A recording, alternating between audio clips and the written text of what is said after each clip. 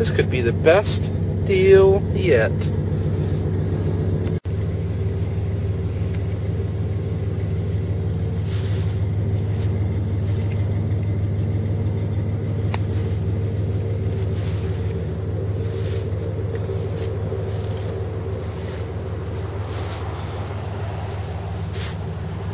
How's this for a deal?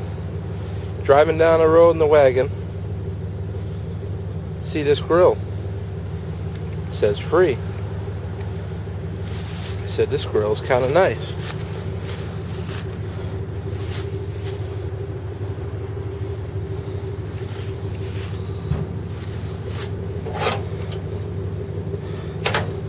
Never had one like this.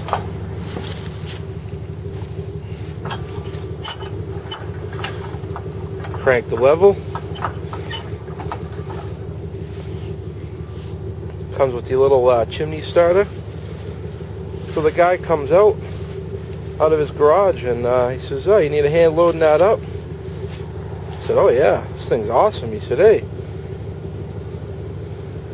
you want 2 bags of unopened Royal Oak hardwood lump charcoal?" I said, "Sure, why not?" Guy was awesome. Shows me how to start the thing, tells me a little bit about cooking on it, and there you have it. Free.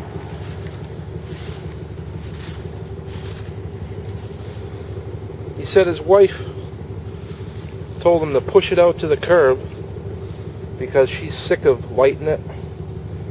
She just wants a normal gas grill like that or like that.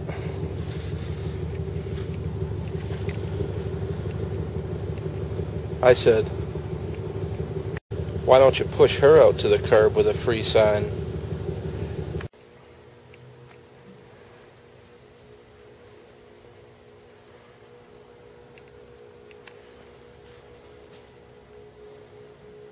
It's looking a little empty here.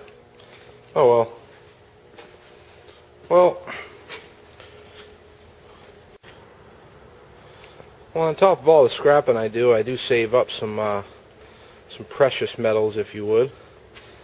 I strip some ACs every once in a while. Save the batteries, of course.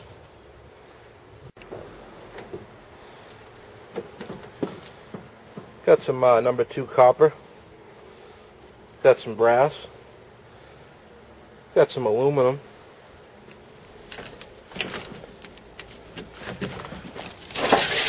These radiators I get from the ACs. Got some stainless steel.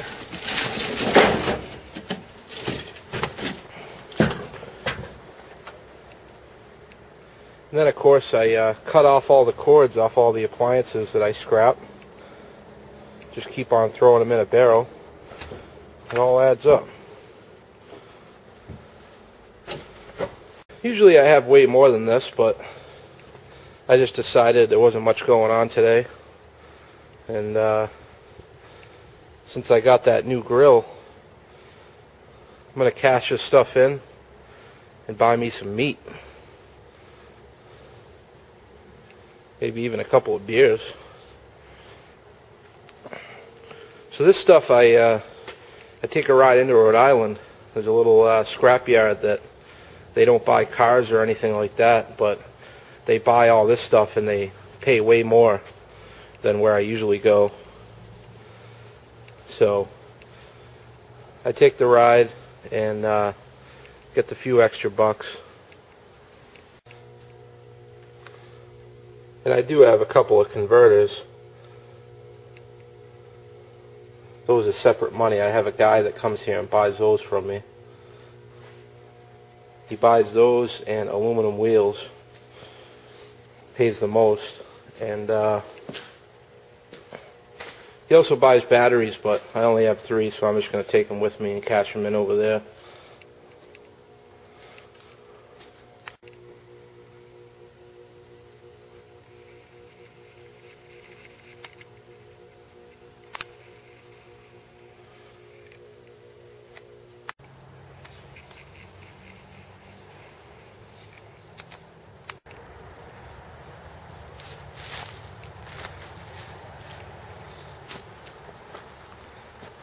So I decided to take the original wheels that came on my Suburban and spent a little time, a little bit of steel wool, some elbow grease, cleaned up the caps, cleaned the rims up. There was no rust or anything on them, and painted them Chevrolet orange.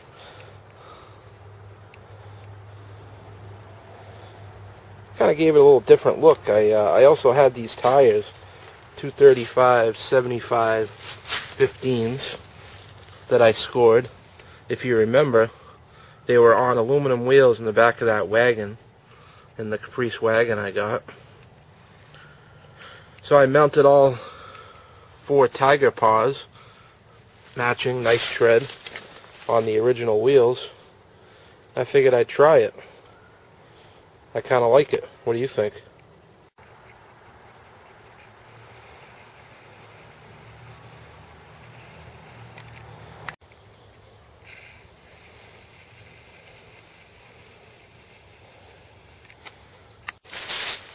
So then I said I might as well put those black wheels and tires on the old GMC scrapping truck. Brand new 16-inch tires.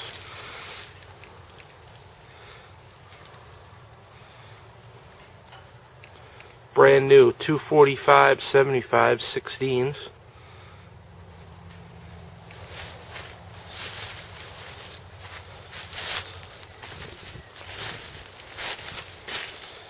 Kind of gives it a little beefier look. They stick out a little bit more than the original rims and tires.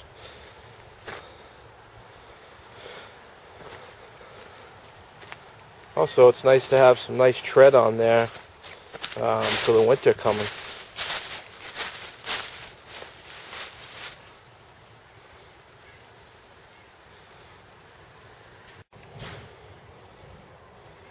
This truck was originally only to get me through the summertime, just because I liked it because it had AC and stuff. But it's turned out to be a pretty dependable truck. And I'll just go ahead and knock on wood. Well, turns out the heat works good too, so I'm going to keep running it. It does have a 342 posi in it, so that should be pretty fun in the snow.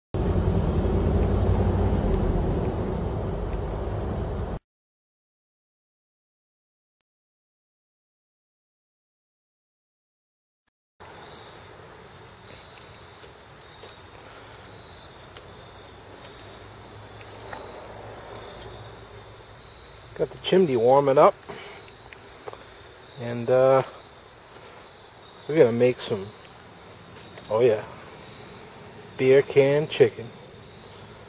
We're gonna have some dancing chickens on the grill. All you need, a couple of cans of Paps, a little bit of oil. I got this as a gift.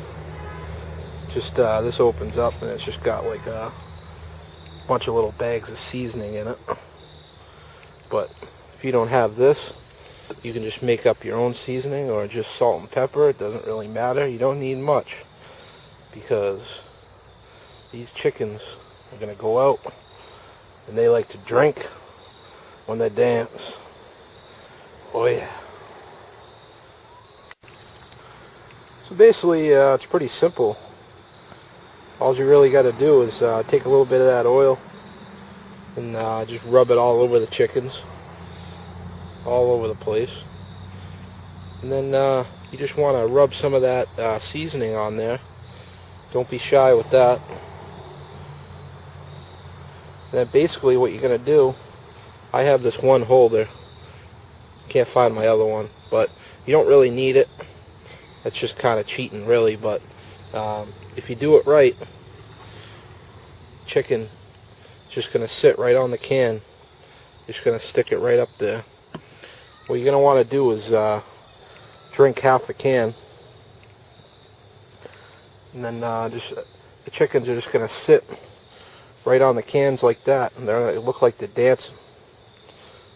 And from there, it's just going to be a waiting game.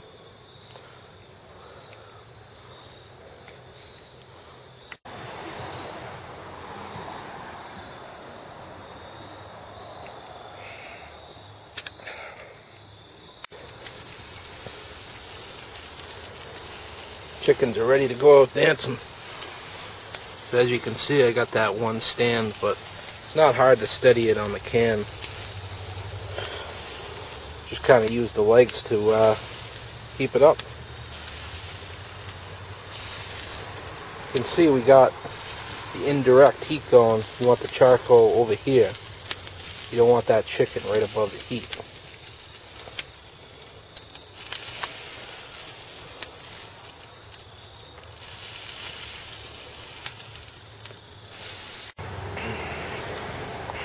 Alright, we're 1 hour in. 1 hour of cooking. Let's take a peek at these chickens, see what they're doing. Oh boy, they're looking good. Starting to get a little brown here and there. Oh yeah.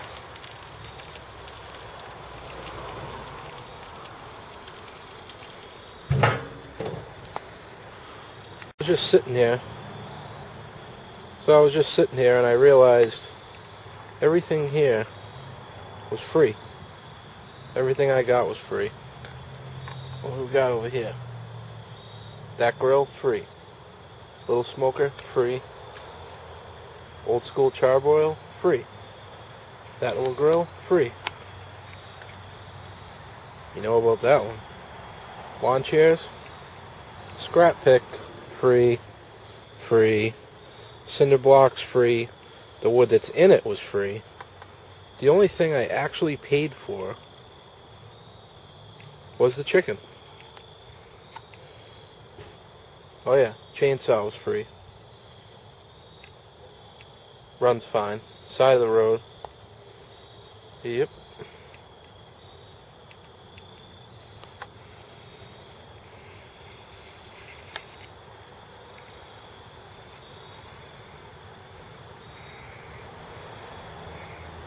Not free. Or maybe it was free.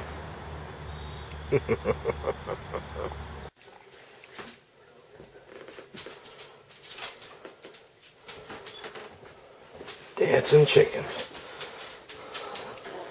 They're done. Ready to eat.